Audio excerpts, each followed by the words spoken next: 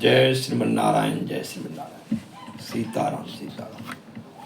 आप सभी देशवासियों को सिद्धांत परोपकार मिशन की तरफ से हार्दिक शुभकामनाएं। आपका दिन मंगलमय हो।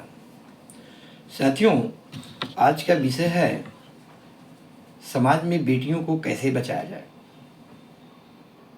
बेटी बचाओ बेटी पढ़ाओ, ये नारा भारतवर्ष में गूंज रहा है। और दुख की बात ये होती है कि आखिर बेटी बचाओ बेटी पढ़ाओ का नारा क्यों आया। कुछ तो है बेटियों के साथ जो इस तरीके की नारा का प्रयोग हमारे समाज के अंदर सरकार के द्वारा भी करनी पड़ रही है। साथियों, सच्चाई तो ये है कि दिन प्रतिदिन हमारी बेटियों की जनसंख्या समाज में गिरती हुई जा रही है, जिनके परिणाम स्वरूप हमारे समाज में बहुत प्रकार की समस्याएं उत्पन्न हो रही है, जैसे बलात्कार, जैसे किडनैपिंग, दुष्कर्म की समस्याएं चरम सीमा पर पहुंच चुकी है। इसका मुख्य कारण है मानसिकताओं का गिरा हुआ होना, बेटियों के समाज में अंतराल हो जाना। बेटों की अपेक्षा हर माँ बाप की आज के डेट में सोच होती है कि बहू का प्रथम बच्चा लड़का हो और लड़के की ही कल्पना पूरे परिवार करती है। यदि लड़की हो जाती है तो उनके घर में मायूसियत छा जाती है। बिरले ही कोई ऐसा परिवार होगा जो लड़की के लिए मन्नत मांगता है। साथियों, बहू आती है, साल 2 साल 5 साल हो जाता है, बच्चे नहीं होते हैं, तो उसके लिए पुत्र प्राप्ति के लिए मन्नतें दर दर जो है हर देवी देवताओं के दर पर जाकर मन्नतें मांग दी जाती है। और पुत्र प्राप्ति हेतु होने के बाद उन मन्नतों को पूरा किया जाता है जाकर के। कितनी दुख की बात है साथियों कि आज के डेट में लड़का और लड़की में फ़र्क करके हमारे समाज को एक उथल पुथल के रास्ते पर हम लोगों ने ही लाया है। इसका मुख्य कारण जब इसका स्टडी किया गया तो इसका मुख्य कारण कुछ और भी निकला है साथियों। आखिर वो माता पिता जो अपनी बेटी से अगाध प्रेम करता है, कौन ऐसी रीजन आकर खड़ी होती है जिसके कारण वो भ्रूण हत्या करने पर विवश हो जाता है। साथियों, सत्य तो ये है कि जो माँ बाप भ्रूण हत्या करने के लिए विवश हो रहे हैं, उनके पीछे एक बहुत बड़ी कुप्रथा जो हमारे समाज में चलती हुई आ रही है, जिसको कहते हैं दहेज, डिमांडेड दहेज। जबरन मांग करके लड़की पक्ष वाले के तरफ से दहेज की प्रथा जो है, ये कूढ़ी और रीतिवत जो प्रथा बनती हुई आ रही है, ये महा अभिशाप है। जितने भी माँ बाप यदि कोई भ्रूण हत्या करता है अपनी बेटियों का, तो उसके पीछे सबसे बड़ा कारण यदि है तो पहला है डिमांड करके दहेज मांगना। साथियों, जब माता पिता दहेज देने में असमर्थ होगा और उसको जबरन मांग करके ली जाएगी, तो आप ही बताएं वो लास्ट में किस सिचुएशन में जाकर के पहुंचेगा और अपने आप को समाज में क्या महसूस करेगा। समाज के अंदर ताना मारने वालों की संख्या एक कगार में खड़ी है, चाहे उसका हित मित्र हो, पड़ोसी हो, रिश्तेदार हो, जो भी हो। ताना मारने वालों की संख्या समाज में नित्य प्रतिदिन बढ़ते जा रही है। बट आगे खड़े होकर के हाथ बटाने वाला कि ठीक है फलना बाबू, कोई दिक्कत परेशानी नहीं है, आप ये 1 लाख रुपए लीजिए, आप अपनी बच्ची की शादी कीजिए, लौटाइएगा मत। क्या लगता है कि इस तरीके के वाक्यांश किसी को मिलेगा सुनने को? नहीं साथियों, ये कड़वा सत्य है कि जिस टाइम में वो माता पिता जब उस स्टेज पर खड़े होते हैं कि अपनी बेटी की शादी के लिए दर दर ठोकरें खाते हैं, जगह जगह जाते हैं और डिमांडेड करके उनको जो है दरवाजे से भगा दिया जाता है, और कोई भी हमारे समाज के लोग बंदा खड़ा होकर के उसको सबलता के लिए बातें नहीं करता है, उसको मदद नहीं करता है और उस भीड़ में अकेले वो अपने आप को पाता है साथी। इस कारण मजबूर होकर के वो भ्रूण हत्या कर देता है, जो कि दुनिया का सबसे बड़ा अपराध है। मैं तमाम सभी भारतवर्ष के साथियों से कहना चाहूँगा कि बेटी बचाओ बेटी पढ़ाओ एक स्लोगन, एक नारा तक ही सीमित नहीं रहने दिया जाए। ये वर्ड जो है हर के दिल में गूंजे। इस नारा से समाज में एक बहुत बड़ा क्रांति और परिवर्तन आए। इस नारा का मुख्य उद्देश्य यही होना चाहिए। साथियों, श्रीदान ट्रस्ट परोपकार मिशन आप सबके बीच 2017 से ही निरंतर इस विषय पर काम कर रही है, बेटी बचाओ बेटी पढ़ाओ। जब बेटियां बचेंगी नहीं तो पढ़ने का कोई सवाल ही नहीं करता है। अतः मैं पूरे भारतवर्ष के नागरिक से, इसमें किसी भी जाति प्रथा के ऊपर आधारित नहीं है, पूरी देश की बेटियां अपनी बेटी होती है और वो देश की बेटी है तो देश की बेटी की बचाने की बात हो रही है। साथियों, हम सब मिलकर के शपथ लें कि ना दहेज लेंगे ना दहेज देंगे। यदि ऐसी भाव डिमांडेड दहेज, जो डिमांडेड दहेज ली जाती है जबरन मांग करके, इस तरीके की दहेज को हम बहिष्कार करेंगे। जो भी बेटे वाला पक्ष है उससे मेरी अनुरोध है कि वो बेटी पक्ष वाले से जबरन मांग करके दहेज ना लें, और बेटी पक्ष वाले से भी अनुरोध है कि वो मांगे हुए जबरन दहेज जिस दरवाजे से आपको डिमांड की जा रही है लड़के के यहाँ से, कदापि उनके यहाँ शादी ना करें। ऐसे लोगों को बहिष्कार करें। प्रेम भाव के साथ शादी होना चाहिए। दोनों परिवार के दिल का मिलन ही शादी का शाब्दिक अर्थ हो सकता है। साथियों, जिस माँ बाप ने अपने कलेजे के टुकड़े को पाल पोस करके और उस स्टेज पर खड़ा करके 18-20 साल तक अपने यहाँ पालता है और 6 मिनट में आपको कन्यादान कर देता है, इससे बड़ा कोई दान धरती पर नहीं हो सकता है। साथियों, थोड़ा दिल पर हाथ रख करके इस बात को महसूस कीजिएगा कि यदि जिसने अपने कलेजे के टुकड़े को आपको सदा सदा के लिए समर्पण कर दिया, कन्या को दान कर दिया, क्या इससे बड़ा धरती पर कोई दान होगा? तो मिथ्या संसार वाली चीज़ों को लिए फ्रिज, कूलर, टीवी, रुपया, पैसा, गहना, आप उनके पीछे भाग रहे हैं जो आपका साथ नहीं देगा। साथियों, साथ यदि सत्य में देगा तो वो लड़की देगी जो आपके यहाँ बहू बन के आ रही है। इसलिए मुझे दोनों पक्षों से हाथ जोड़ करके विनती है कि आप दोनों पक्ष एक स्वच्छतापूर्ण में तब्दील कीजिए इस चीज़ को, और दोनों एक दूसरे पर छोड़ दीजिए। प्रेम भाव के साथ शादियों को संपन्न करें। इसी में प्रेम छुपा हुआ है, इसी में परिवार का कल्याण हो। साथियों, जबरन मांग करके दहेज हमारे समाज में एक विस्फोट के कारण बन जाता है। इसलिए कदापि जबरन मांग करके दहेज नहीं लिया जाए, नहीं दिया जाए। साथियों, इस संस्था के द्वारा एक पंजीकरण की प्रक्रिया पूरे भारत में चल रही है।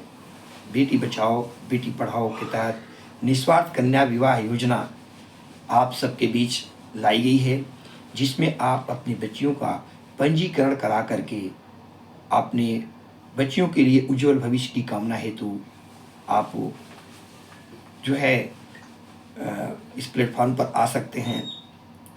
यदि बच्ची का पंजीकरण कराते हैं तो उसकी शादी के टाइम में संस्था के द्वारा आपको मदद दी जाती है। साथियों, इसमें बच्ची की पंजीकरण के लिए कुछ दस्तावेज हैं जो इस प्रकार के हैं। पहली दस्तावेज है बच्ची का 2 फोटो माता पिता के साथ। बच्ची बीच में होगी, दोनों तरफ से माता पिता होंगे। यदि किसी कारणवश माता या पिता कोई नहीं है तो दोनों में से किसी एक के साथ, मान लीजिए पिताजी नहीं है तो माताजी के साथ फ़ोटो खिंचाया जा सकता है, और माताजी नहीं है तो पिताजी के साथ फ़ोटो खिंचाया जा सकता है। और माता पिताजी यदि दोनों ही नहीं हैं तो उस स्थिति में लड़की की जो भी वालिस है, चाहे वो चाचा हो, मामा हो, नाना हो, कोई भी हो सकता है, तो वो उनके साथ फ़ोटो खिंचा करके देंगे। पहला दस्तावेज है साथियों। दूसरा, लड़की के माता पिता दोनों का आधार कार्ड और पैन कार्ड की कॉपी चाहिए। तीसरा, लड़की का जन्म प्रमाण पत्र, आधार कार्ड, जन्म प्रमाण पत्र, स्कूल का आई कार्ड, जच्चा बच्चा कार्ड, हॉस्पिटल का डिस्चार्ज पेपर इसमें से कोई भी एक डॉक्यूमेंट्स संलग्न करनी होती है, जो तीसरा डॉक्यूमेंट है।